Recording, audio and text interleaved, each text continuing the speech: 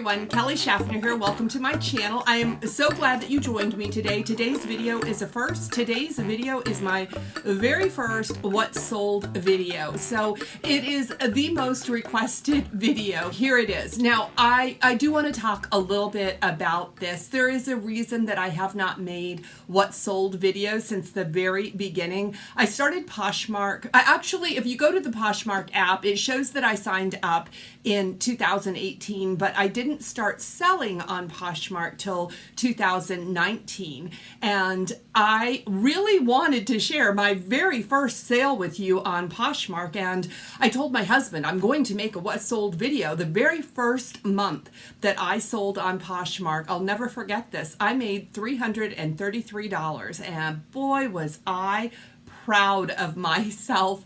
And my husband was very much against it because he didn't want me to make a video where I was appearing to boast, and I agreed with him because of where I was at that time. I was very, very proud of my sales, and I thought, you know, look at me. And so my sales are larger today. I'm sharing this video with you today to hopefully be helpful. So I do want to start off this video by saying, first of all, my name is Kelly Shaffner, and if you're new to the channel, I would like to welcome you. I make a lot of content surrounding Poshmark, and I'm a seller on Poshmark, and so you may notice that I say I sell online. I do sell on Poshmark and eBay. And how am I full-time? Am I part-time? I don't know how to define that. And if you've been following me for any length of time, you know that about 1.5 years ago, my husband and I left Las Vegas, Nevada, and we moved back to my hometown in New Mexico so that I could be close to my mother as she is aging. So my priority and my sole purpose for being here at this time is to be of service to my mother. So there are days when I am able to work on my Poshmark Closet for sometimes 12 hours a day. And then there are days, and sometimes numerous days, where I am not able to do anything. Poshmark has fit beautifully into my life and my schedule. I'm able to go shopping for clothes, which I absolutely love. I'm able to share those clothes with you here on my YouTube channel, and I get things listed just as soon as I can, and they sell. I do have Poshmark tasks that I perform every single day. I do list every single day, and I do shipping every single day. For a while now, my sales have been very consistent. I don't have no sales day. You heard that, knocking on wood, but sales have been very consistent. I attribute that to my own personal consistency, but you're not probably ever going to hear me say that I got 40 items listed every day this week, because my mother needs help at times. Okay, so that's a really long intro, and if you're still here, you're awesome. I'm getting right into the numbers right this minute.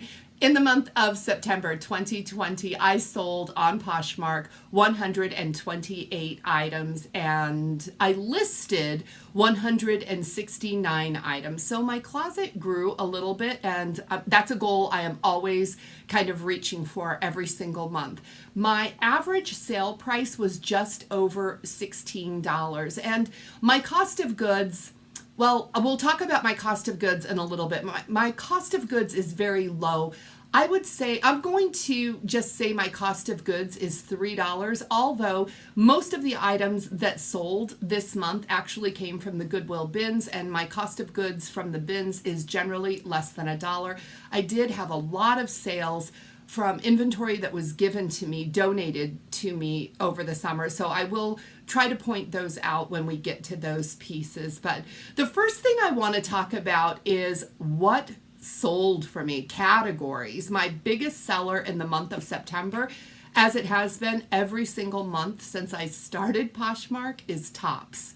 And the reason I sell more tops than anything else is I have more tops, sweaters, cardigans, that type thing, listed in my closet than anything else. And that might surprise you. Maybe you thought it was shoes, and I love listing shoes. I do have a lot of shoes listed in my Poshmark closet. In September, I sold 35 pairs of shoes. But the big surprise in September, one category that really stood out to me is I had 8 sales of jeans, denim, and they were all, I might have had more, but I want to focus on this one category of denim. If you follow me on Instagram, you know I was a little perplexed. I don't like listing denim, but I'll tell you what, it was pretty profitable for me this month.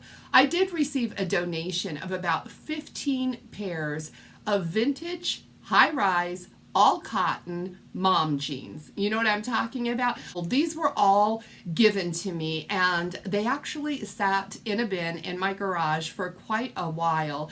And I finally decided to get them listed, and they sold very, very quickly. The jeans that sold for the most were a pair of Levi's. That surprised me. I don't know why, because I know denim myself personally. I'm a big denim fan, but I was surprised. A pair of Levi's high-rise mom jeans sold for $55, and truthfully, I was taking every reasonable offer I got on these denim.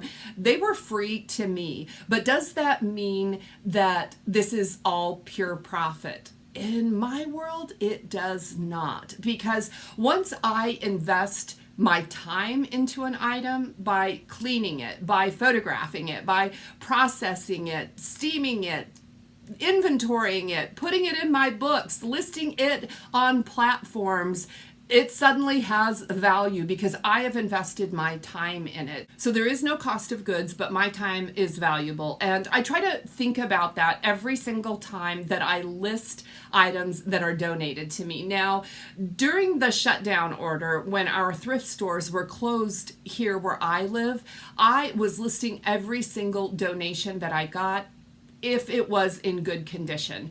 And some of that stuff is kind of cluttering up my Poshmark closet right now. It's sitting there without any likes or any interest. So it may be purged at some time, but I'm going to talk to you a little bit about that, the items that have no interest, because I ended up selling a bundle of those items, and it was quite a surprise. So I'm still kind of up in the air about what to do with those items, and I'll be curious to hear your thoughts on that.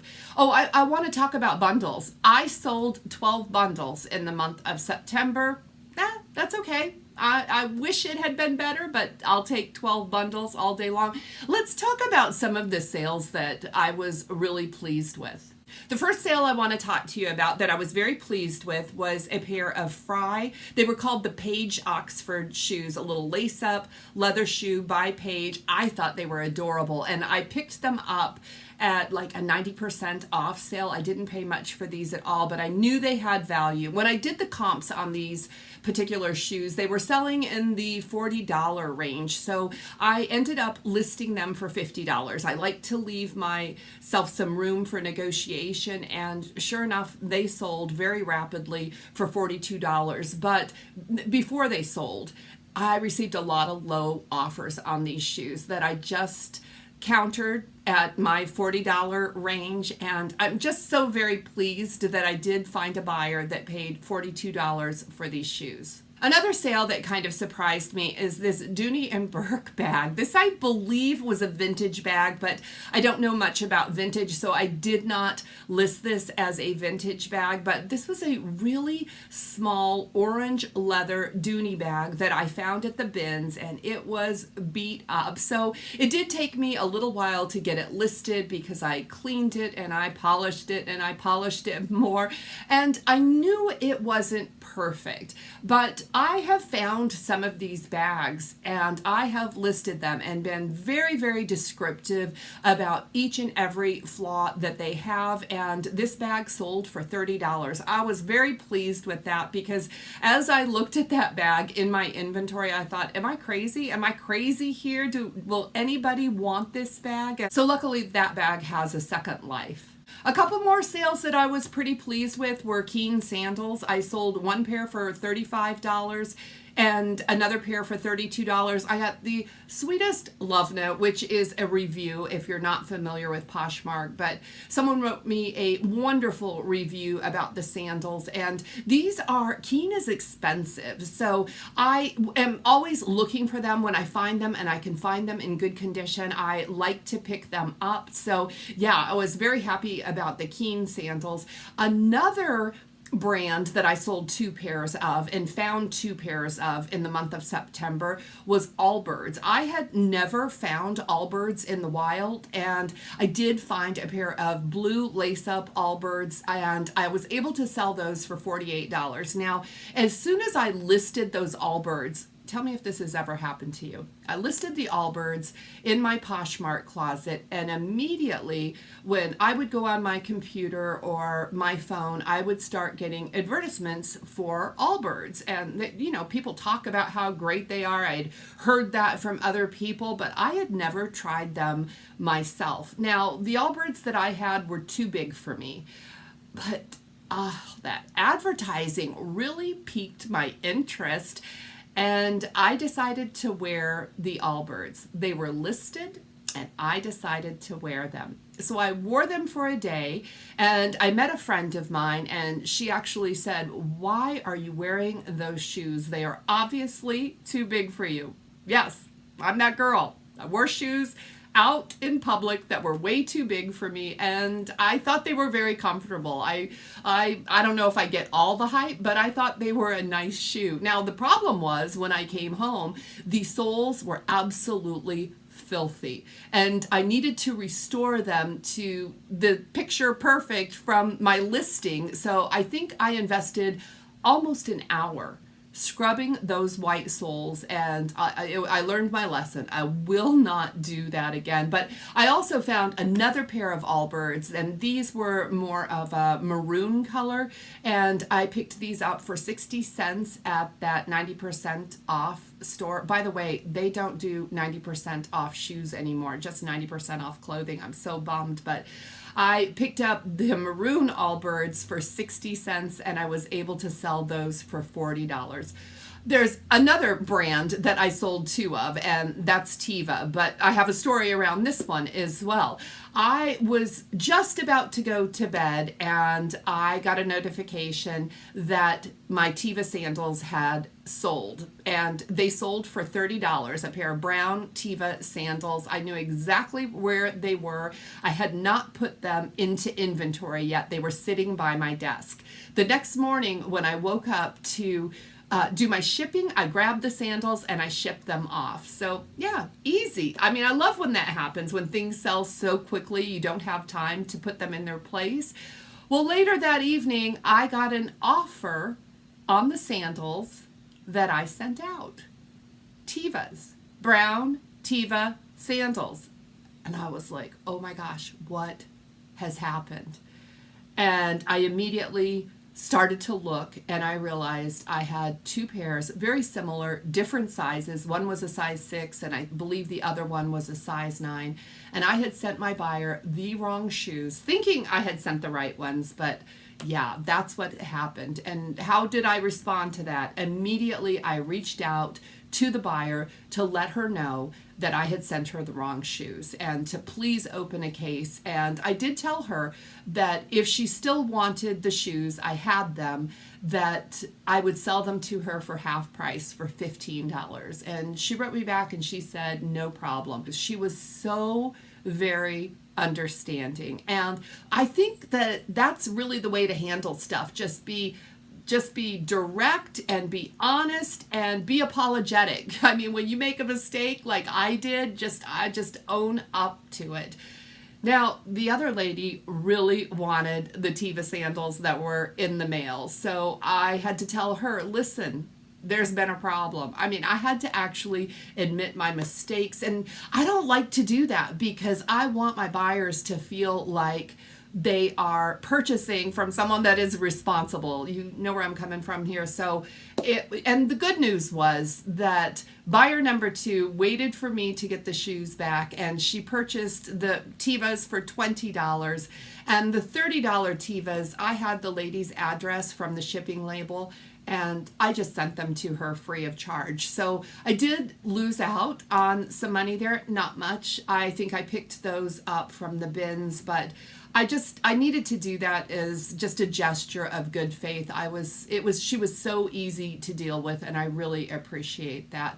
Now, I want to talk to you also about ThredUp. I did sell some items that I got in my ThredUp boxes. 5 items sold from my ThredUp boxes. The first to sell was a pair of tree-torn sneakers. These were so beautiful. I think they were a size 7 because I tried to stuff my foot into them. They were velour, crushed velvet, pink sneaker. They were adorable, and those sold soon after listing within a couple days for $45.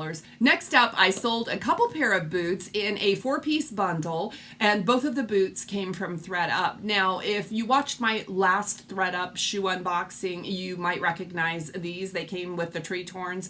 These were a pair of Franco Sarto, almost like a high shaft Chelsea boot with the elastic goring. They were like a midnight patent leather blue, really a very, very pretty boot, and they looked just like new. Problem was there was no size on them, and I did have to measure. I put the measurements of the shoe and I guessed on the size. I also was able to sell a pair of Guess brown suede high-heeled booties, and those did have a size, so I'm thankful for that. Now, the boots both sold in a 4-piece bundle, and that bundle sold for $100, so I'm just going to say the boots sold for about $25 a piece, and I got a less than perfect rating on that because she said the boots didn't fit, and I'm not sure which boots they were, but I'm guessing it was the Franco Sarto boots. So hopefully the buyer also sells on Poshmark, because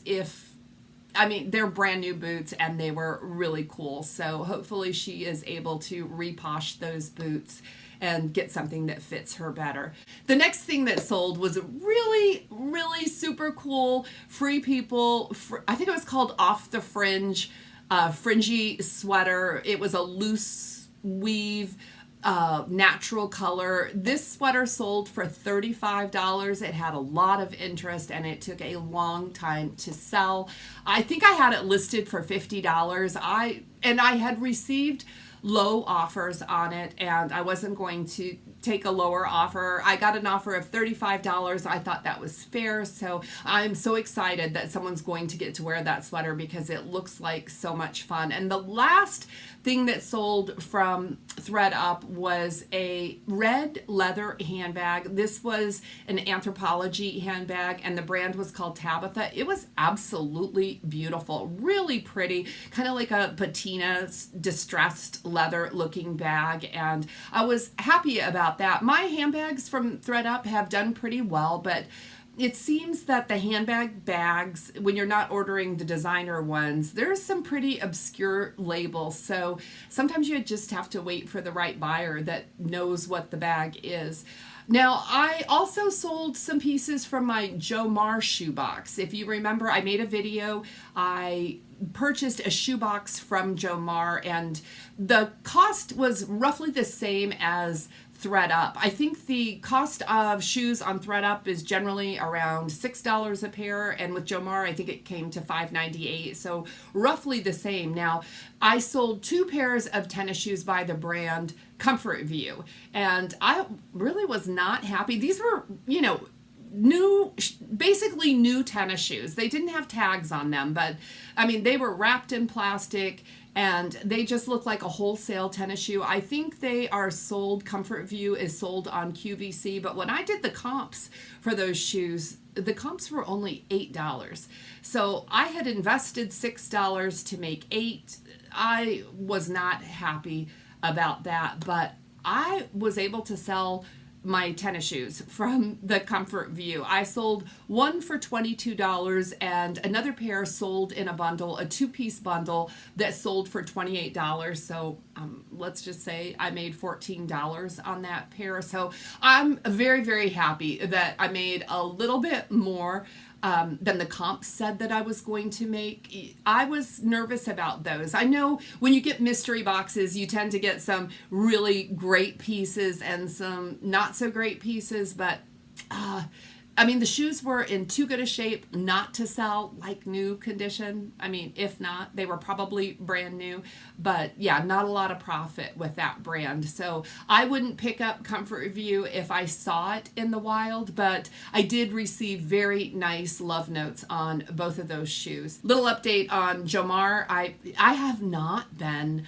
lucky selling the shoes that I received from Jomar. I think I've sold 5 pair to date.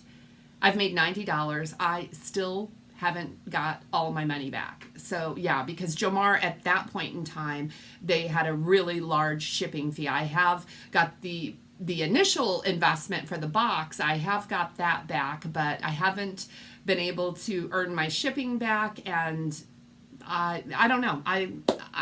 Yeah, it's not looking good with the Jomar shoebox at this point. Let me wrap up this video with some happy sales. Some sales that I literally happy danced when they sold.